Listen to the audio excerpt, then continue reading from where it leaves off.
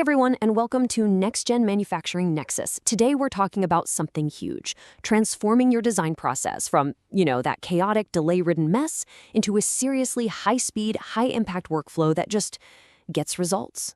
So let's just dive right in. All right, let's start with a really simple question for you. Is your workflow holding you back? Really think about it.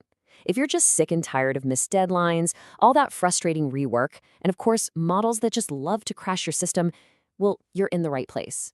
Because you're not just losing time, right? You're losing money, you're losing momentum.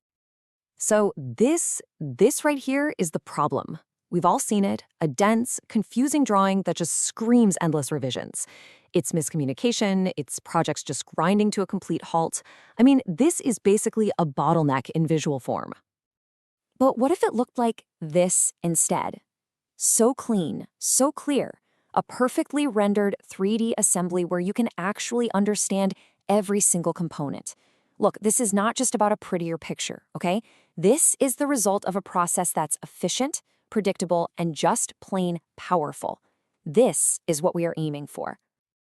Okay, so how do we actually get from that chaos to this clarity?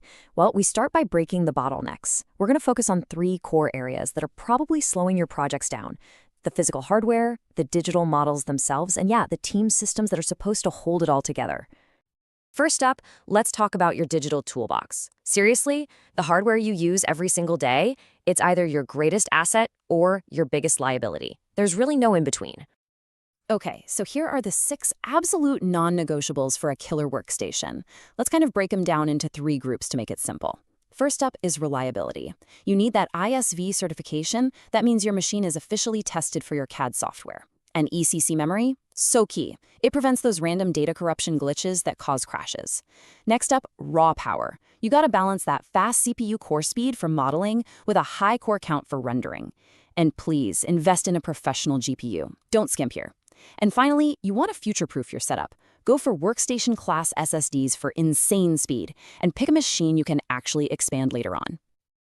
And you might be thinking, does an SSD really make that much of a difference? Well, check this out. In one test, just swapping an old-school hard drive for a solid-state drive boosted SolidWorks performance by 47%. That is a massive gain from just one single upgrade. That's not just some number on a page. This is speed you can actually feel. We're talking less time waiting for files to open, smoother rotation on this huge assemblies. You know what I mean. It's more time spent actually designing.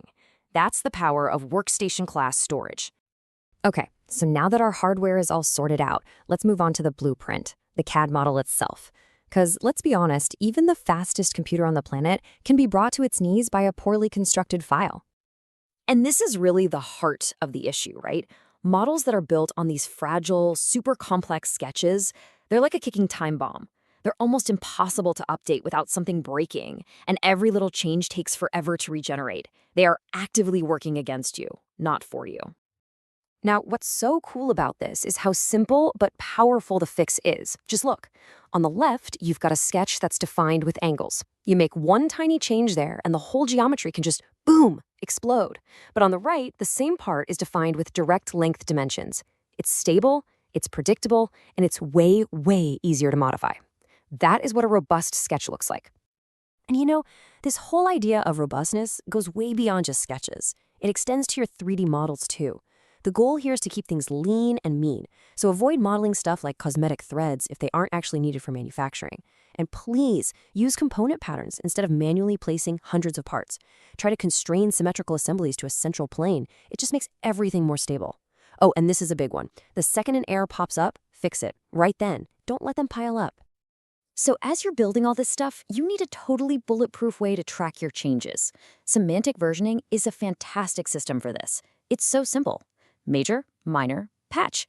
A major number change, like from 1.0 to 2.0, that tells everyone, hey, this is a big, incompatible design change.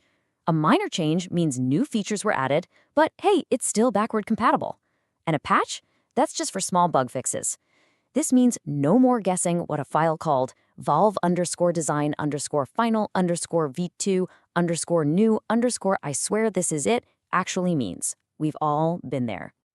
All right, so we've got the right hardware. We're building robust models. Now it's time to zoom out and look at the entire system. because how your team collaborates and how you hand off designs to manufacturing, that is the final and maybe the most crucial piece of this whole puzzle.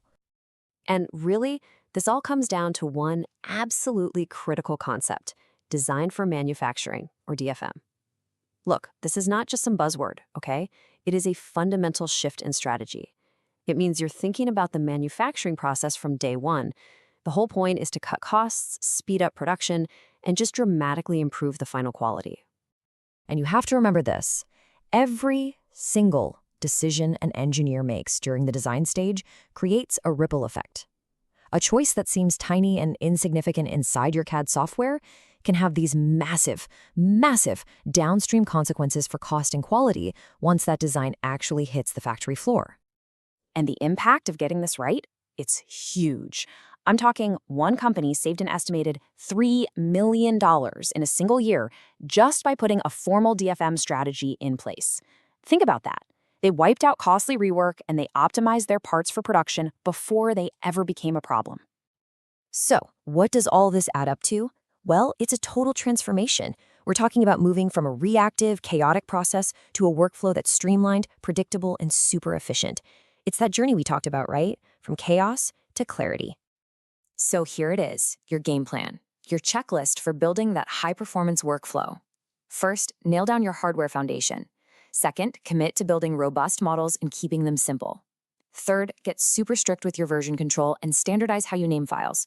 And finally, you got to embrace design for manufacturing and make it a core part of your team's culture. And listen, these aren't just some best practices you can ignore. These are the fundamental pillars of competitive, next-generation manufacturing. Seriously, implementing these strategies is how you build an engineering operation that's resilient, innovative, and totally future-proofed. So, I'm going to leave you with this one question. Take a hard look at your own process. What is the very first bottleneck you are going to eliminate? Think about it. Thanks for watching.